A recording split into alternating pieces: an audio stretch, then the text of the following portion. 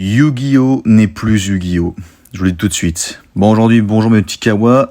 Ici Kawa Midas. Je réponds à un petit commentaire d'ailleurs qui m'a paru extrêmement intéressant. Bon, désolé mon petit Kawa, hein, donc là je mets le petit extrait parce que ton texte était tellement long. D'ailleurs, je te remercie d'avoir pris le temps de partager ton avis. Alors évidemment, il y a des choses que je vais un peu répéter, mais aussi des choses que je vais dire par rapport à ce que tu as écrit, hein, qui sont vraiment intéressantes. Alors déjà, effectivement, Yu-Gi-Oh Master Duel, il y a pas mal de problèmes dessus, notamment déjà le mode solo, hein, qui est inexistant.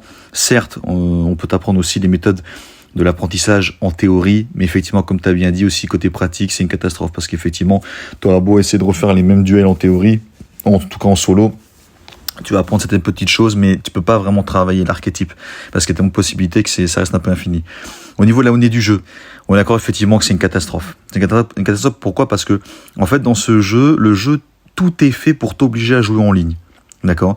Et le problème en ligne, c'est que, comme j'ai dit dans une précédente vidéo, donc il y a pas mal cartonné, hein, d'ailleurs ça fait quand même plaisir, c'est que les trois quarts des gens jouent de la même manière. Ils jouent méta. Tous leurs decks sont, une fois de plus, je leur dirai jamais assez, hein, tous leurs cartes sont en triple. Ils abusent de toutes tes cartes en triple. Alors je répète à nouveau, tu peux mettre des cartes en triple dans ton deck, mais ça dépend quoi. Si, imaginons, tu me mets 3 Magia, 3 monstres synchro, 3 cylindres magiques, 3 Rageki, là, en fait, c'est plus stratégique. Là, tu abuses complètement, en fait, des effets de tes cartes, en fait. Et là, il n'y a rien de stratégique. Tu ne fais que spammer. D'accord ? Le mode solo aussi, mon petit Kawa, t'as évoqué le mode solo. Alors, effectivement, il y a eu des bangers à l'époque qui étaient incroyables. Moi, je peux te recommander. Il y avait des jeux aussi très sympas comme... Alors tu me parlais de Forbidden Memories, je passe un peu directement à ça, mais ouais, c'était un jeu. Bon, après les règles n'étaient pas les mêmes aussi. Hein. T'avais des Yu-Gi-Oh qui étaient quand même assez originaux dans leur représentation, on va dire. T'avais aussi le Yu-Gi-Oh qui était sur PC où tu devais affronter que Yugi, l'autre c'était que Joey et ensuite l'autre Kaiba. Bon, moi j'ai eu que Joey et Yugi. Bref, ça veut dire qu'effectivement il y a pas mal de jeux qui étaient vraiment incroyables parce qu'il y en a qui ont retracé l'histoire des Yu-Gi-Oh, GX, etc. Effectivement, là où je te rejoins à 1000%, c'est pourquoi dans Master Duel, il n'y a pas le mode solo, tu affrontes les personnages de la série. Et même moi, je l'avais dit, moi ça m'en fout. Ça m'en fout parce que tout est lié. Quand tu joues à fond en solo, en fait, il te faut des gemmes pour essayer des cartes. Quand tu veux essayer un nouvel archétype, eh ben c'est frustrant. Pourquoi ? Parce qu'il te faut des gemmes. Et les gemmes, tu ne les as pas en mode solo. T'es obligé de jouer en ligne. Et en ligne, les joueurs jouent de manière dégueulasse. Il n'y a pas d'autre mot. Beaucoup de gens appellent ça de la stratégie, des combos. C'est de la merde. C'est nul. Alors certes, je dis ça parce que si imaginons t'aimes bien jouer comme ça, libre à toi. Mais dans ce cas-là, il faut pas que le jeu soit devenu dans le sens où les joueurs jouent que comme ça. Là, c'est pas équitable, c'est mauvais, c'est nul. Il y a des gens en commentaire qui me disent oh, mais non, c'est parce que t'as pas réussi à t'adapter, etc. Mais c'est pas malin ce que tu me dis, ce que vous me dites. Parce que, imaginons, prends l'exemple d'un jeu FPS. C'est comme si tous les joueurs qui campent, les trois quarts des joueurs campent dans un jeu FPS comme Call of ou je sais pas quoi, et te disent ouais, mais maintenant c'est la norme, parce que t'as pas voulu évoluer avec le jeu, tu comprends pas le jeu. Bah non, en fait, c'est pas parce que tu fais partie de la masse que forcément t'as raison de ce que tu me dis. D'accord, c'est pas parce que les trois quarts des gens jouent comme ça que c'est forcément comme ça qu'il faut jouer correctement et que c'est plaisant à jouer. C'est nul, c'est ni fait ni à faire, je le dirai jamais assez. Donc ouais, effectivement, les nouveaux jeux, ce nouveau jeu Yu-Gi-Oh en fait extrêmement frustrant parce qu'effectivement les joueurs les trois quarts du temps ne font que méta, ils font que copier les decks puis ensuite ils se permettent les gros menteurs là ou les menteuses qui te disent quoi, ouais non mais c'est mon deck, je l'ai créé, non, t'as rien créé du tout, t'as fait que copier ce que les gros spammers, tu vois, ils font dans les vrais TCG ou même en ligne, en fait, c'est nul. C'est nul. Moi, ce que j'aimerais dans Konami, tu vois, chez Konami, c'est qu'ils se bougent un petit peu les fesses, en fait. Mais pour qu'ils bougent les fesses, il faut qu'ils aient un concurrent. C'est ça le problème. Mais en fait, ici, que ça soit en mode solo, c'est le néant absolu. Le multi, c'est une catastrophe, parce qu'on s'adresse qu'à un seul type de joueur. En plus de ça, la monnaie, c'est ni fait ni à faire, parce que effectivement, les trois quarts des cartes, si ce n'est quasiment la totalité, t'es obligé d'avoir des ultra rares.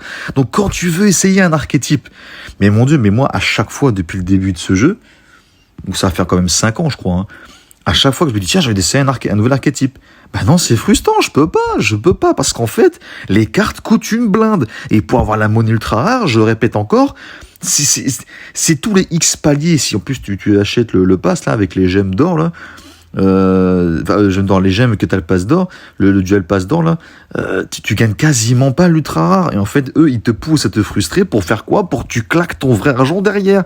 Et effectivement, où là, je reviens à ce que tu m'as dit, donc par commentaire, là, donc je réponds au commentaire, aussi également, le pay to win. Bah oui, effectivement, ça je l'ai pas évoqué dans l'impression vidéo, donc merci d'avoir soulevé ça aussi, le pay to win. Moi j'ai vraiment l'impression aussi que ce jeu est un pay to win, parce que quand tu mets de l'oseille dans le jeu, bah t'as beaucoup plus facilement les cartes, donc tu peux facilement battre les joueurs en ligne. Alors si en plus de ça, parce que quand je dis affronter battre plus facilement en ligne, parce que quand tu mets de l'argent réel dedans, tu peux acheter plus facilement tous tes ultra rares qu'il faut. Alors, si en plus tu mets que tes triplettes, évidemment, là, t'es cœur les gens, en fait, t'as même pas envie de faire un beau duel. C'est quoi un beau duel? Moi, je vais vous le dire. Un beau duel, c'est quoi? C'est quand l'un et l'autre, en fait, ont réussi à mettre leur stratégie, l'un contre l'autre détruit l'autre, ensuite l'un arrive à renverser toute la situation grâce à une ou deux cartes, en fait, et l'autre, tu vois, d'un coup, il est perdu, il pensait qu'il allait gagner à la victoire, et non!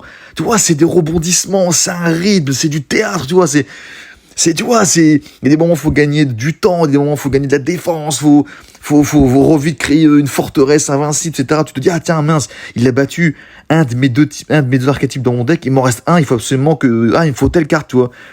Tu vois, c'est comme dans la série, tu vois. Je sais bien que c'est un peu ubuesque, je suis d'accord aussi, mais Yu-Gi-Oh, c'est ça, si Yu-Gi-Oh, ça se résume à juste spammer des tonnes de monstres en un tour, mais mon Dieu, mais dans ce cas-là, la série ne sert à rien, en fait. Ça sert à rien. Évidemment, après, tu joues comme tu veux, je suis d'accord, tout le monde, chacun joue comme il veut, mais dans ce cas-là, faites des modes. Comme ça, chaque joueur se retrouve face à des joueurs qui cherchent un style de jeu particulier et qui se retrouvent, en fait. Chaque dueliste doit trouver son plaisir à lancer le jeu. Moi, sincèrement, le nombre de fois, c'est ça qui est paradoxal, en fait, c'est que combien de fois j'ai pas été dégoûté de ce jeu, et malgré tout, chaque fois je reviens parce que je kiffe Yu-Gi-Oh! Pour moi, c'est le meilleur jeu de cartes de stratégie du monde. J'ai essayé même le jeu de cartes là sur DBZ Kakarot, parce qu'il y a un jeu de cartes dedans qui est bien foutu d'ailleurs. Pourquoi ils font pas un jeu aussi là-dessus, un peu plus complexe comme Yu-Gi-Oh! Naruto, ils ont annoncé un nouveau TCG. J'espère que ce sera aussi intéressant, tu vois, je sais pas. Je comprends pas. Après, il y a le jeu Pokémon. J'ai essayé Pokémon aussi, mais mon Dieu, le jeu, il est ultra simple. C'est niveau CE2, quoi. Je suis désolé, hein. C'est plus pour moi un jeu de collection qu'autre chose, quoi. Enfin, bref. Mais, Yu-Gi-Oh! Mince, quand est-ce qu'ils vont nous sortir un jeu? T'as un mode solo RPG où vraiment t'es dans la ville. T'as qu'un personnage, comme Xenoverse. T'as qu'un ton personnage. Tu viens un peu l'histoire de Yu-Gi-Oh! Jusqu'à, je sais pas, moi, les derniers, là, Xexal ou je sais pas quoi, là.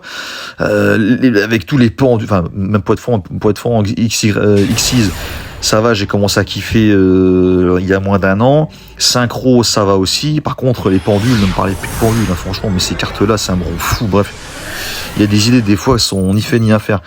Mais ça, ce serait une idée formidable.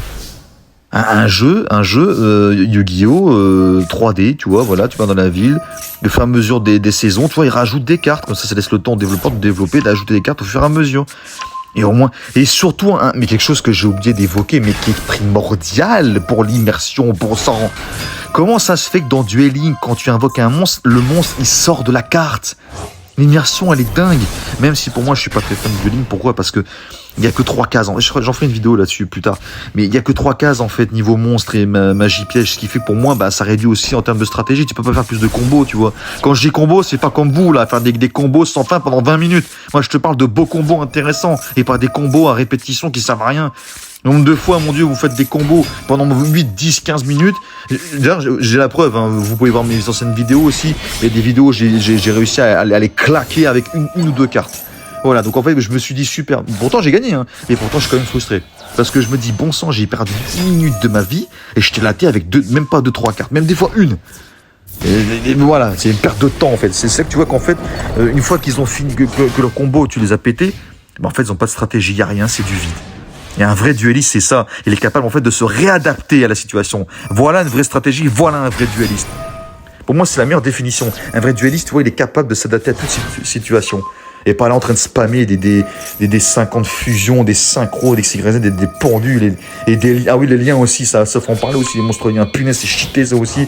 J'aime pas du tout d'ailleurs, avec les flèches et tout là. Mais bref, et qu'est-ce que je disais aussi, au niveau des monstres qui sortent des cartes, pourquoi il n'y a pas ça? Mais il l'a sur Yu-Gi-Oh! Duel Link. En plus, vous pouvez me dire, ouais, mais Duel Master, ça fait moins longtemps arrête, ça fait au moins 5 ans que le jeu est sorti. Tu te fous de ma gueule ou quoi? Ça fait 5 ans. Ouais, vrai, ça me saoule, il y a beaucoup de choses qui vont pas. Mais justement, je râle sur ce jeu parce que je tiens beaucoup, en fait, à Yu-Gi-Oh! Pour moi, c'est une meilleure licence du monde. Et toi, pourquoi il ferait pas... Il y a des fans, bon sang. Faudrait que j'essaie un de ces cas, parce que j'ai eu des commentaires parmi vous qui m'avaient conseillé, il y avait des jeux Yu-Gi-Oh! J'ai vu des extraits une fois. Bon, à chaque fois, j'oublie le nom, il faut que je vois les commentaires, parce que vous êtes tellement nombreux à commenter. D'ailleurs, je m'attendais pas à ça, et franchement, merci beaucoup, parce que vous jouez le jeu aussi, hein, ça fait plaisir. Et mais ouais, moi, ça m'énerve en fait, parce que je me dis bon sang, c'est un des meilleurs jeux de cartes du monde. Et je sais pas, c'est fatigant en fait.